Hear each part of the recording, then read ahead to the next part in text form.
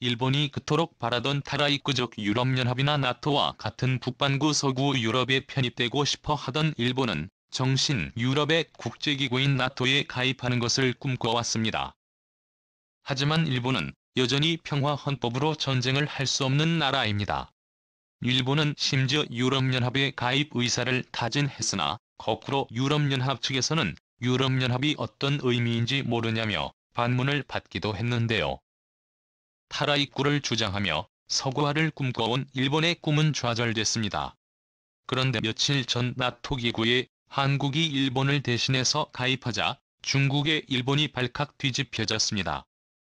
국토전략기기 단지에서 한국이 아시아 최초로 나토 기구에 가입했다고 밝혔습니다. 나토 정식 기구는 아니고 나토 사이버 방위 센터 정회원으로 가입된 것입니다. 한국은 IT 강국이자 5G 서비스를 최초로 서비스화하여 가장 널리 보급한 나라로서 사이버 안보 IT 분야에서는 세계적인 강대국입니다. 한국은 지난 2018 평창 동계올림픽 당시 러시아 측의 해커 부대가 북한과 중국 해커들로 위장한 뒤 2018년 평창올림픽의 개막식을 겨냥해 관련 웹사이트를 파괴해 에티켓 등 인쇄 출력을 하지 못하게 할 뿐 아니라 관중석의 광고판과 와이파이 송출을 방해한 것이 영국, 미국 측 정보부에 의해 발각된 바 있습니다.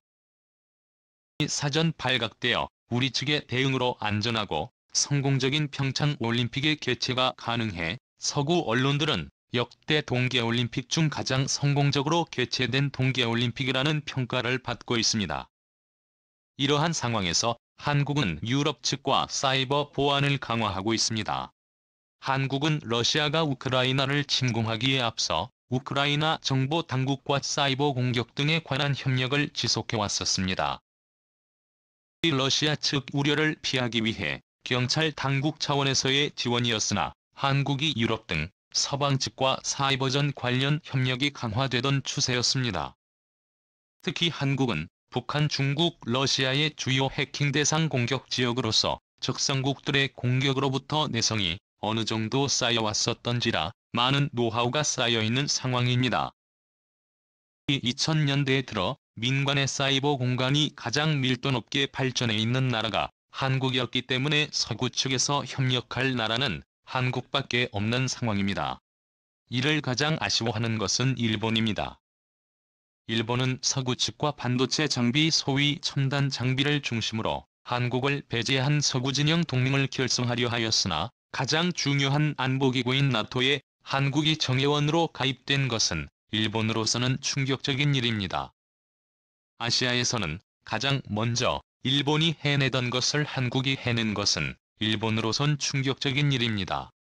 일본이 이번 나토 사이버 강의 센터 실시 이후 이에 가입하지 못한 이유는 여전히 일본 사회가 아날로그 사회에 머물고 있기 때문이라는 평가가 나옵니다.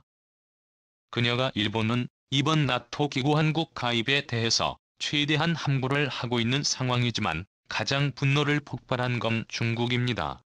중국 관영 언론 환구시보의 총편집인이던 후시진은 원색적으로 한국을 비난하고 나섰습니다.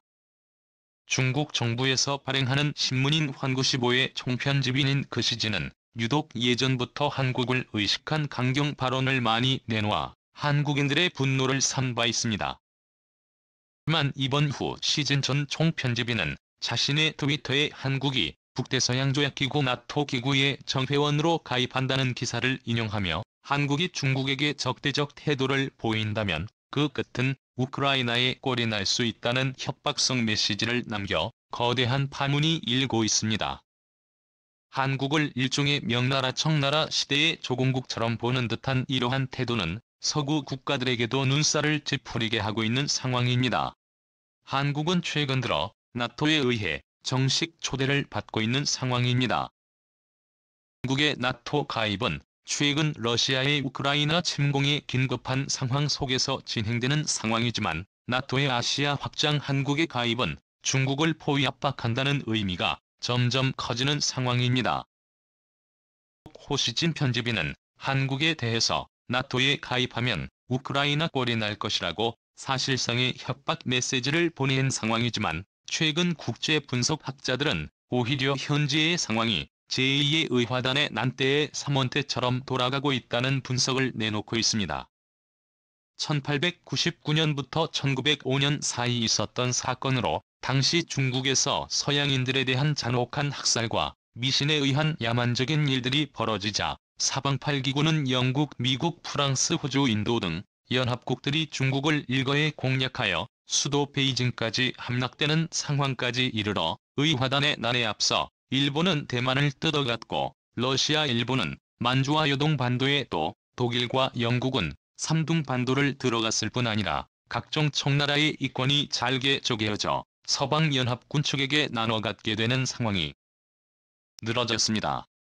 이번 상황도 유사하게 흘러가고 있습니다. 상하이시를 중심으로 홍콩 같은 세계인들이 몰려있는 도시들에 대한 중국 중앙당국의 박해가 이어지고 있습니다. 의화단이란 당시 서양인 선교사 외교관을 향해 행해졌던 입에 담기 어려울 정도로 야만적인 사건들이 오늘날 상하이에서 벌어지고 있습니다.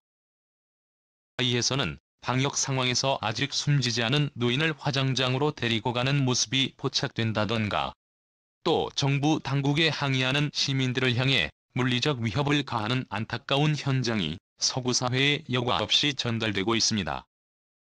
의화단이 난 당시에도 이러한 잔한 상황이 일러스트레이션이 담긴 잡지 등을 통해 서구 사회에 번져나가자 도자기와 비단과 같은 좋은 이미지가 있었던 중국이라는 나라가 한순간의 이미지가 나락으로 떨어져 버렸던 사건이 바로 의화단이 난 사건입니다. 이러한 상황이 100m 20년 만에 되풀이되고 있습니다. 당시의 허단, 이날의 한국은 연합국으로 참가를 하지 못하여 많은 이권을 상실하였지만 이번에는 나토 기구에 아시아 최초로 당당하게 가입하는 사건은 일부 학자들 사이에서 한국판 메이지 유신으로 평가하기도 합니다. 1990년대 말 정보통신혁명이 1800년대 말 일본에서 일어났던 증기기관 혁명과 유사하며 각종 무기 개발 민주주의의 빠른 확산 등이 메이지 유신과 흡사하다는 점입니다. 나토 가입으로 한국은 빠르게 지금보다 더 서구 사회의 열린 사회에 더 나아가 연합된 사회로 변모될 가능성이 높아지고 있습니다. 현재 많은 서구 부유층들은 한국을 주목하고 있습니다. 저렴하고 편리한 의료 환경, 밤늦게까지 안전한 거리. 이러한 시스템은 21세기 중산층과 부유층들이 가장 선호하는 사회인 것입니다. 때문에 많은 중국의 부유층들은 한국으로 탈출하고 있습니다. 중국인들은 사유재산이 인정되지 않는 자국을 도망나와 해외로 도피하는 것을 제1 인생 목표로 살고 있습니다. 중국의 통계에서 최근 중국인들이 탈출한 나라들 순위를 발표했는데 1위는 미국이고 2위는 바로 한국이었습니다. 한국 사회 곳곳에는 현재 중국 중앙당국의 탄압을 피해 도망한 중국인들이 중산층 주택을 구매해서 암암리에 살고 있는 상황입니다. 많은 중국의 부유층의 자금과 인재들이 한국으로 발대가 꽂혀서 빨려나가고 있는 상황으로 봐도 무방하다는 분석이 나옵니다. 이와 유사한 사건으로 16세기 프랑스에서 위구노의 난이라는 사건이 있었습니다. 프랑스에 거주하던 위구노 교도들은 당시 부지런한 교리를 가르치는 종교 특성상 개개인마다 높은 스킬의 기술이 있었고 그들은 시계, 세공, 정밀 공업도 의료 직물 제조 등의 높은 기술이 있었던지라 마치 유태인처럼 프랑스의 볼을 쥐고 있는 중산층 부유층 계층들이었습니다. 하지만 프랑스 중앙당국이 이들의 종교를 금지하고 탄압을 하자 많은 위구노 교도들이 영국, 네덜란드, 스위스, 독일 등 유럽 등지로 도망을 갔습니다. 결과적으로 프랑스는 17세기 4월 5일 경쟁에서 뒤처진 농업국가가 됐고 영국, 스위스, 독일에서는 빠른 속도로 정밀기계 공업이 발전하여 유럽의 패권을 장악하기 시작했습니다. 오늘날까지도 영국, 스위스, 독일, 네덜란드 동유럽 지역은 비교적 중산층 이상의 부유층들이 많이 거주하고 또 치안과 교육이 우수한 환경을 자랑할 뿐 아니라 21세기 들어서도 세계 첨단 산업을 선도하는 나라들이 되었습니다. 오늘날 중국에서도 이러한 일이 벌어지고 있다는 분석이 나옵니다. 반면 한국은 이러한 수혜를 입을 가능성이 높아지고 있습니다. 이번 한국의 아시아 최초 나토 가입 사건은 서구 언론들이 크게 주목하고 있습니다. 한국은 최근 문화, 영화, 음악, 엔터테인 산업에서 서구 사회의 높은 인지도를 올리고 있습니다. 과거에 한국 하면 북한에서 왔냐, 남한에서 왔냐 처음으로 물어보지만 이제는 오징어 게임, 기생충, K-팝 등 문화 산업 분야에 관한 질문을 우선적으로 질문합니다. 대부분 이러한 문화가 퍼진 지역은 서구 민주주의 사회국가들로서 한국이 앞으로 세계에서 이뤄내야 할 분야가 점점 확대되고 있다는 분석이 나옵니다. 감사합니다.